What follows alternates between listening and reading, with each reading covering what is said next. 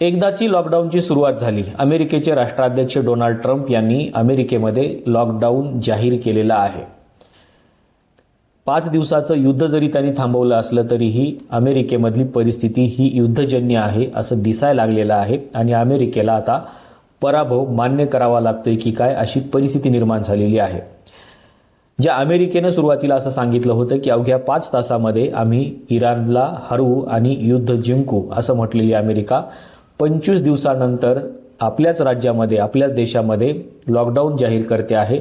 5 दिवसाचं युद्ध स्वतःहून थांबवते आहे आणि लोकांना आता बाहेर पडू नका म्हणून सांगत आहे.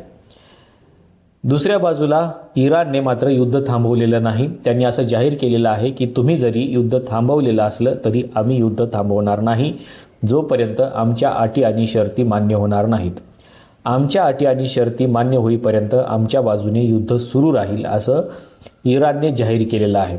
अमेरिका आणि इस्रायल या दोन्ही देशांना असं वाटत होतं की इराण हा छोटासा देश आहे आणि या इराणला आम्ही कधीही हरवू शकतो, पण या इराणने या दोन्ही देशांच्या नाकी नऊ आणलेले आहेत. सगळ्यात महत्त्वाची गोष्ट म्हणजे अमेरिकेनं लॉकडाऊन जाहीर का केला? कारण अमेरिकेमध्ये असलेली एक तेल रिफायनरी ज्याचं उत्पन्न दररोज 4,35,000 बॅरल आहे, एवढं उत्पन्न असलेल्या एवढं प्रोडक्शन असलेल्या या रिफायनरीला इराणने टार्गेट केलं आणि ही रिफायनरीज उडवून दिली. त्याच्यामुळं अमेरिकेमध्ये परिस्थिती बिकट झालेली आहे.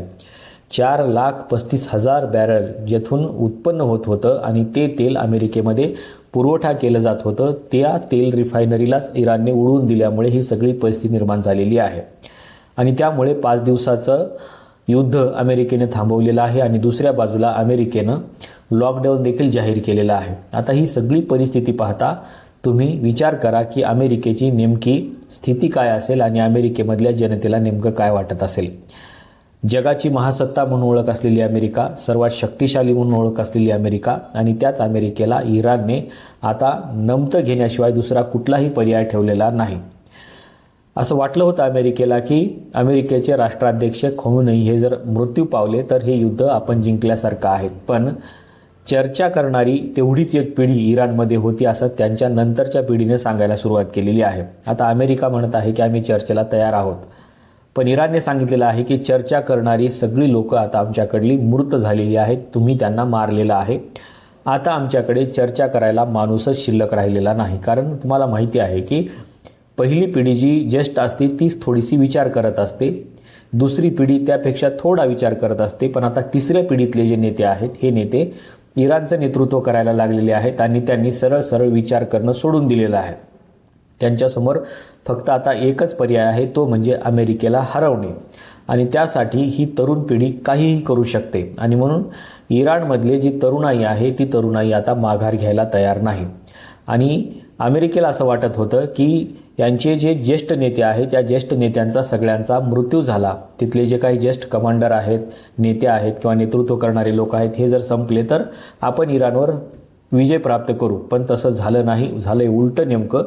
आता ही तिसरी पिढी जी आहे ही प्रचंड आक्रमक निर्माण झालेली आहे आणि त्यांनी अमेरिकेला थेट धमकी दिलेली आहे की आमच्या अटी जर मान्य केल्या तरच आम्ही युद्ध थांबवू. तुमच्या बाजूने तुम्ही कितीही दाही युद्ध थांबवल्याची घोषणा जरी केली तरी आम्ही कोणत्याही प्रकारे युद्ध थांबवणार नाही.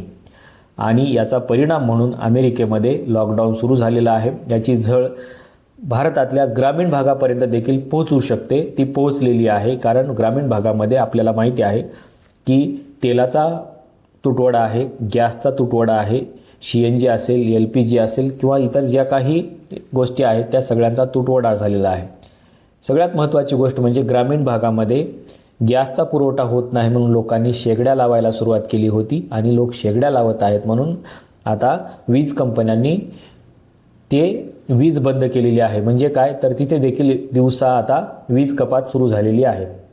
कारण काय तर लोक शेगड्या लावायला लागलेले आहेत. त्याच्यामुळे या युद्धाची झळ प्रत्येक ठिकाणी आहे. अनेक हॉटेल्स बंद झालेली आहेत आणि अनेक हॉटेल्समध्ये गॅसचा पुरवठा होत नाही. किमान घरगुती तरी गॅस वेळेवर मिळाला पाहिजे अशी लोकांची अपेक्षा आहे. आणि याच पार्श्वभूमीवरती आपल्याला माहिती आहे की देशाच्या संसदेमध्ये भारताचे पंतप्रधान नरेंद्र मोदी यांनी तयारी करायला सांगितलेली आहे की आपल्याला देखील अशा प्रकारची वेळ येऊ शकते. सध्या अमेरिकेमध्ये मात्र मोठ्या प्रमाणामध्ये लॉकडाऊन सुरू आहे, कारण पेट्रोलचा तुटवडा होणार आहे, तेलाचा तुटवडा होणार आहे आणि एवढी मोठी रिफायनरी इराणने थेट उडवून दिलेली आहे. त्याच्यामुळे अमेरिका आता त्रस्त झालेली आहे. अमेरिकेला शेवटचा पर्याय म्हणून आता इराणचं युद्ध तर त्यांनी 5 दिवसासाठी थांबवलेलंच आहे, पण इराणच्या अटी आता त्यांना मान्य कराव्या लागणार आहेत असं चित्र दिसायला लागलेलं आहे. आपल्याला नेमकं अमेरिकेमध्ये सुरू असलेल्या या लॉकडाऊनबद्दल आणि भारतामध्ये नरेंद्र मोदी यांनी संसदेमध्ये केलेल्या भाषणाबद्दल नेमकं काय वाटतंय सांगायला विसरू नका.